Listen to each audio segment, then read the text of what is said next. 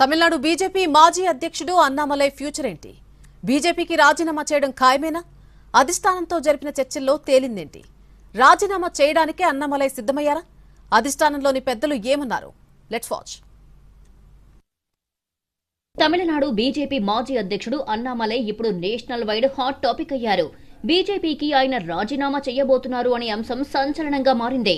బీజేపీకి రాజీనామా చేసి సొంతంగా రాజకీయ పార్టీ పెట్టాలనుకుంటున్నారని వార్తలు వెలువడుతున్నాయి. మంగళవారం నాడు ఢిల్లీలో బీజేపీ పెద్దలతో అన్నామలై సమావేశమయ్యారు.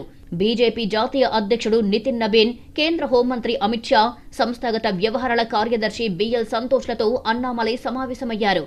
తన రాజకీయ భవిష్యత్తు గురించి చర్చించారని సమాచారం.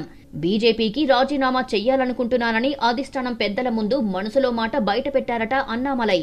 బీజేపీ నుంచి వెళ్లిపోవడానికి కొన్ని కారణాలు కూడా చెప్పారు. అంతేకాకుండా తన రాజీనామా వెనక కారణాలతో 5 పేజీల లేఖ ఇచ్చినట్టు సమాచారం.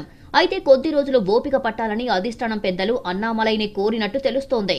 ఆయన చెప్పిన కారణాలపై స్టడీ చేసేందుకు టైం అడిగినట్టు సమాచారం. అన్నామలైని కన్విన్స్ చేయాలని బీజేపీ భావిస్తుండగా ఇప్పటికీ రాజీనామాపై నిర్ణయం తీసుకున్నారని ఆయన సన్నిహిత వర్గాలు చెబుతున్నాయి. బుధవారం నాడు ఢిల్లీలోనే ఉండనున్నారు అన్నామలై.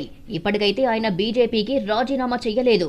అన్నామలైకి రాజ్యసభ సీటును కూడా బీజేపీ ఆఫర్ చేయగా ఆయన తిరస్కరించారని తెలుస్తోంది. బీజేపీలో తనకు పొలిటికల్ ఫ్యూచర్ లేదని అన్నామలై భావిస్తున్నట్లు ఆయన వర్గం లీకులిస్తోంది. అందుకే బీజేపీకి రాజీనామా చేసి ప్రజల్లోకి వెళ్లాలని ఆయన భావిస్తున్నారు. మొదట ఉద్యమం చేపట్టి తమిళనాడు అంతటా పర్యటించడం, ఆ తర్వాత పార్టీ పెట్టాలనే నిర్ణయానికి వచ్చారని సమాచారం. పార్టీ పెట్టే కంటే ముందుగా గట్టి వాలంటీర్ నెట్వర్క్ సెట్ చేసుకోవాలి అనే ప్లాన్ ఉంది.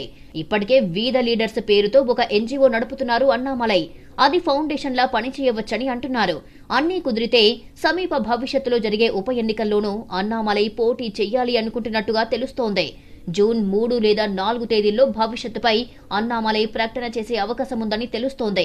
ప్రస్తుతానికి ఢిల్లీలోనే ఉన్న అన్నామలై అక్కడ కాకుండా తమిళనాడు వచ్చాకే ఫ్యూచర్ ప్లాన్ ప్రకటిస్తారని ఆయన అనుచర వర్గం చెబుతోంది.